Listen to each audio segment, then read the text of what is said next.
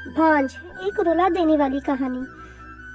14 साल की उम्र में जब खेलने कूदने की उम्र होती है तब रिश्ता हो गया। उस समय में सभी की लड़कियां 12-13 वर्ष में ही ब्याह दी जाती थीं। शादी का मतलब भी नहीं पता था। बस ये सोचकर खुश होते थे कि नए नए कपड़े मिलेंगे। माँ थी नहीं तो पिताजी ने बस जो थोड़ा सा घर का काम काज सिखाया वही आता था। शादी का दिन आया और बस सारी रस्मों के बाद विदाई का वक्त भी आ गया। रोते रोते डोली में बैठकर ससुराल पहुंच गई। इतनी आलीशान हवेली देखकर मन ही मन बहुत खुश हुई। तभी सासू माँ की आवाज आई, अरे जल्दी से कलश लाओ, बहू आ गई है। और मैंने घूंघट की आड़ से अपनी सास को देखा। आंखों से एकदम सख्त मिजाज की लग रही थी। मुझे सच मानो थोड़ा डर गई थी। उन्हें देखकर सारी रस्में खत्म होते होते रात हो गई थी। बिस्तर पर लेटते ही नींद आ गई। सुबह सुबह नौकरानी ने आकर जगाया था कि चलो रसोई बनाने की रस्म है। तैयार होकर रसोई में गई और खीर बनाई। सबने तारीफ भी की, पर सासू माँ ने कभी निकाल दी। साथ ही साथ हिदायत भी दे दी कि अब बचपन छोड़कर कुछ काम काज सीख लो। 15 दिन बाद मेरे पति को भी हॉस्टल जाना था क्योंकि वह तब बीए कर रहे थे। खैर अमर भी हॉस्टल चले गए और मैं अकेली रह गई। अपनी सास और ससुर के साथ पढ़ती। बीच बीच में अमर चिट्ठी लिखते थे, पर पहले सासू माँ थी, बाद में मेरे पास आती थी। उम्र कम होने की वजह से इतना फर्क नहीं पड़ता था। मेरे अकेलेपन का साथी था आम का पेड़। हाँ, वही आम का पेड़ जो हवेली के पीछे के आंगन में लगा था। उस आम के पेड़ के नीचे एक कच्ची मिट्टी का कमरा भी बना हुआ था, पर वो पेड़ फल नहीं देता था। इसलिए सारे हवेली वाले उस पेड़ को बांझ कहते थे। पर मुझे न जाने क्यों उस पेड़ से बहुत प्यार था।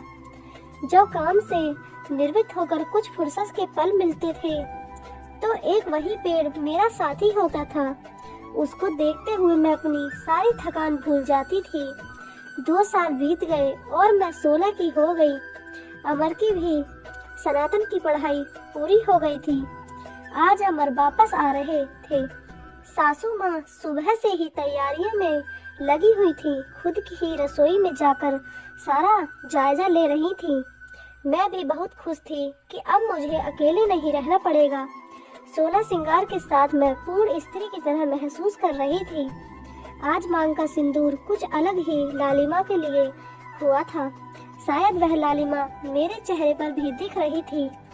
तभी तो मेरी सास ने मुझसे कहा कि जा अपनी नजर उतरवा ले, अमर आ गए हैं। हवेली की हलचल से पता चल गया था मुझे। खाने पीने से निवृत्त होकर सब आराम करने चले गए। अमर भी कमरे में आ गए थे और मैं बस सम से लाल हुई जा रही थी। तभी अमन ने मुझे तोहफे दिया, एक सुंदर लाल साड़ी। पर मेरे लिए तो अमर का वापस आना ही सबसे बड़ा तोहफा था। हमने ढेर सारी बातें की, जिनमें कुछ शिकायतें थीं, कुछ प्यार था। समय बीतता गया और 2 साल कैसे बीत गए पता ही नहीं चला। अमर और मैं एक दूसरे के साथ बहुत खुश थे। एक दिन अचानक पता चला कि मेरे पिताजी बहुत बीमार हैं। अमर मुझे लेकर तुरंत रवाना हो गए। पिताजी मुझे देखकर बहुत खुश हुए, जैसे मेरे लिए ही अपनी सांसों को रोका हुआ था। और फिर मुझे अमर के हवाले कर के वो इस दुनिया से चले गए। भीगी आंखों से अपने पिताजी को विदा किया। अब मेरा सब कुछ अमर और उसका परिवार ही था। समय गुजरता गया और अमन ने अपनी लॉ की पढ़ाई भी पूरी कर ली और अब वह सरकारी वकील कहलाने लगे थे। पर भगवान ने मुझे अभी संतान सुख नहीं दिया था।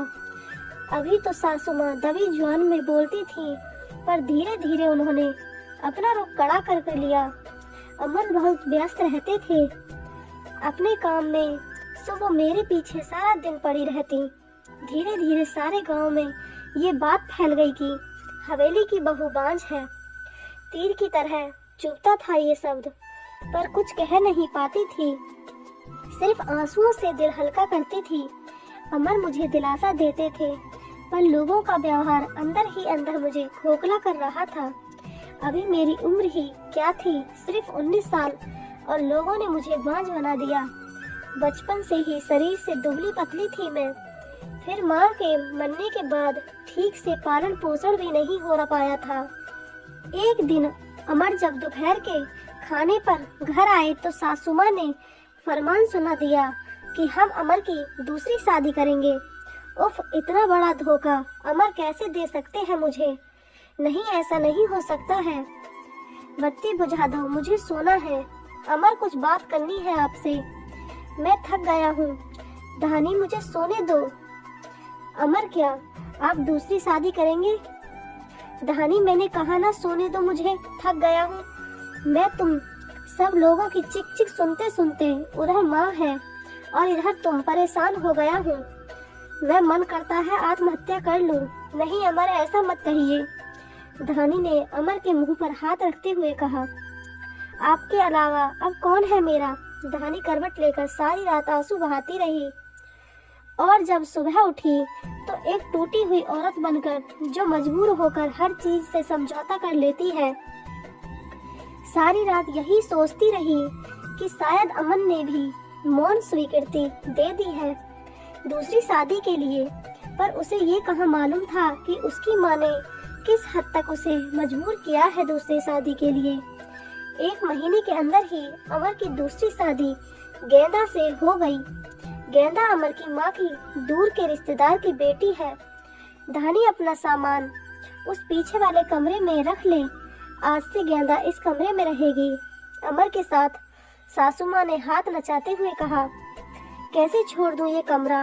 नहीं, ये मेरा कमरा है, जिसे जहाँ जाना है जाए।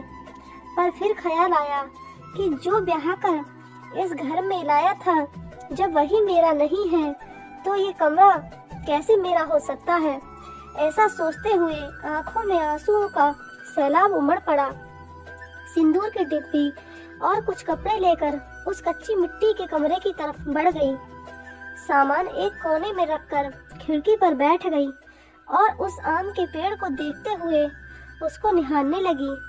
इसे कुछ कम हो जाएगा, किस्मत कहूँ या कुछ और की, आज मेरी हालत भी इस पेड़ की तरह हो गई है, अकेला बेसहारा। जैसे ये अभी तक अपने अस्तित्व को बचाने के लिए सफल रहा है, क्या मैं इसकी तरह अडिग और मजबूत रह सकूंगी, या फिर किसी कमजोर लता की तरह मुरझा जाऊंगी और अपना अस्तित्व खो दूंगी? नहीं, ऐसा नहीं होगा। मैं मजबूत रहूंगी।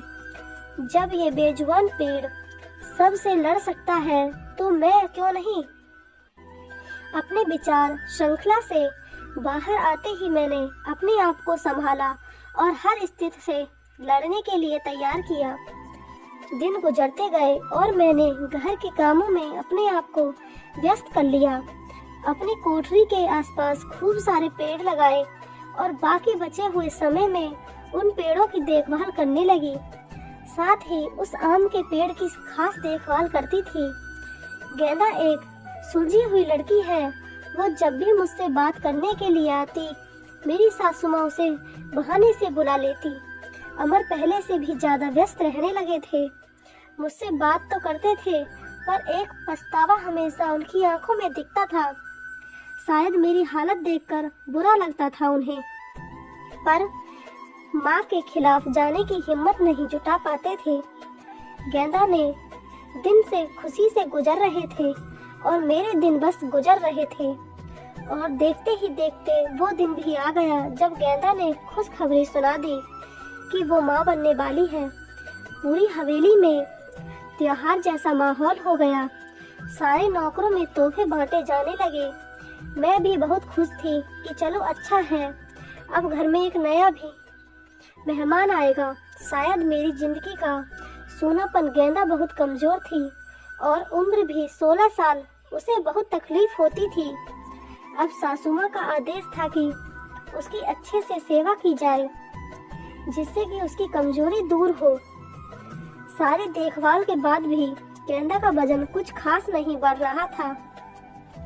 एक दिन चिंतित होते हुए मैंने अमर से कहा, भी कि गेंदा को शहर में किसी अच्छे डॉक्टर को दिखा लाओ, पर सासू माँ ने यह कहकर मना कर दिया कि हमारे भी बच्चे घर पर हुए हैं और अमर की वही पुरानी आदत की अपनी माँ के खिलाफ वो जा ही नहीं सकते थे।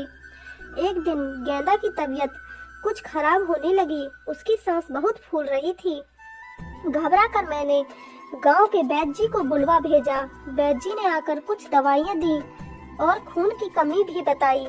और जब मैंने अमर को ये सब बताया तो सासू माँ ने मुझे गेंदा से दूर रहने का आदेश दे दिया, यह कहकर कि एक बाँझ की छाया भी नहीं पड़नी चाहिए गेंदा पर। खैर मुझे गेंदा से दूर कर दिया गया और मैं फिर से अपनी कोठरी में अकेली सारा दिन बंद रहने लगी। या ये कहूँ कि अंदर ही अंदर मैं खुद भी डर गई थी कि कहीं सचमुच मेरी वजह से गेंदा को कुछ न हो जाए। कुछ दिन बाद रात में नौकरों का शोर शराबा सुन मैं आंगन की तरफ भागी। देखा तो गेंदा के प्रसव का समय आ गया था। गांव की बूढ़ी औरतों और दाइयों को बुलाया गया। पूरी हवेली में हलचल का माहौल था। मैंने अमर की तरफ देखा, बहुत डरे हुए लग रहे थे। मैं उनके पास गई और उन्हें थोड़ा धैर्य रखने को कहा। थोड़ी देर में ही बच्चे की किलकारी गूंजने लगी। हम सभी की खुशी का ठिकाना नहीं रहा। पर तभी काकी ने बाहर आकर बताया कि गेंदा की कमजोरी और खून की कमी के कारण वो गेंदा को बचा नहीं पाए। बेटी को जन्म देते ही गेंदा का देहांत हो गया। हाय, पोते का मुंह नहीं देख पाई मैं, अब कैसे मेरा वंश चलेगा। सासू माँ का विलाप सारी हवेली में गूंज रहा था।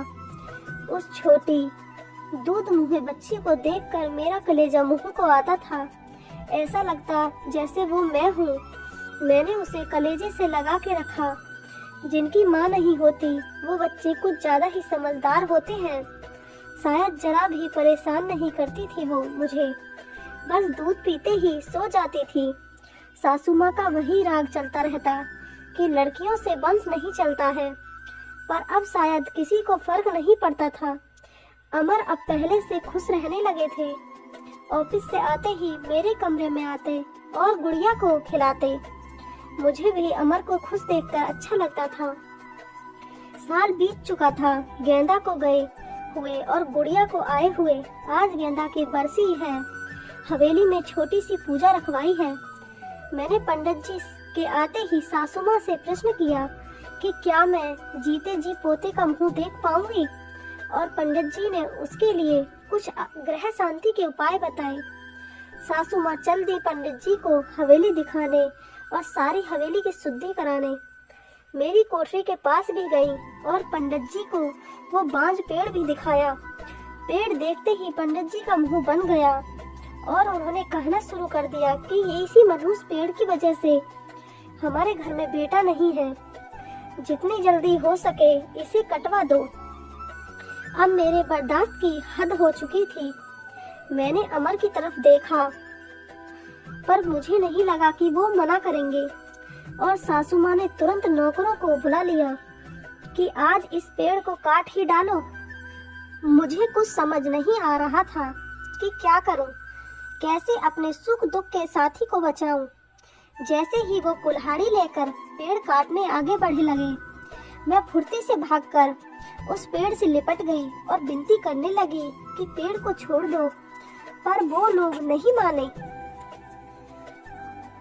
मैं रोती जा रही थी, पर किसी को तरस नहीं आ रहा था।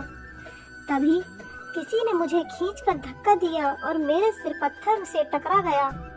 सिर से खून की धार निकल रही थी। यह देखकर अमर से रहा नहीं गया और उन्होंने सबको वहां से हटा दिया और तुरंत मुझे अस्पताल ले गए। मलहम पट्टी के बाद मुझे कुछ होश आया। डॉक्टर साहिबा सामने खड़ी थीं और अमर को कुछ समझा रही थीं। सासू माँ भी वहीं थीं और उनके चेहरे से पता चल रहा था कि उन्हें अपने किए पर अफसोस है। डॉक्टर, क्या अब हम इसे घर ले जा सकते हैं? अमर ने पूछा।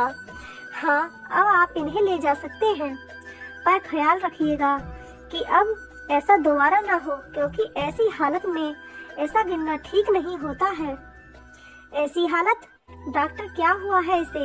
अमर ने घबराते हुए डॉक्टर से पूछा। अरे आप लोगों को पता नहीं है, अब ये माँ बनने वाली है तो इनका अच्छे से ख्याल रखिएगा। यह सुनकर किसी को भी यकीन नहीं हुआ। सब बस एक दूसरे को देखे जा रहे थे और मैं तो बिल्कुल यकीन नहीं कर पा रही थी। सासू माँ की आंखों में पछतावे के आंसू थे। मेरे सर पर हाथ रखकर बस इतना ही कह सकी कि मुझे माफ कर दो, और मैं मुस्कुराकर उनसे लिपट गई जैसे मैं अपनी माँ से लिपटी हूँ। पूरे 9 महीने मेरी सासू माँ ने मेरा बहुत ख्याल रखा और मैंने उस पेड़ का आज मेरी डिलीवरी होनी थी। सासू माँ समय से मुझे अस्पताल ले गईं ताकि जो गलती उन्होंने गेंदा के समय की थी वो अब न हो। बधाई हो, आपके पोता हुआ है। नर्स ने सासू माँ को खबर सुनाई और सासू माँ ने हाथ से अंगूठी निकालकर नर्स को दी।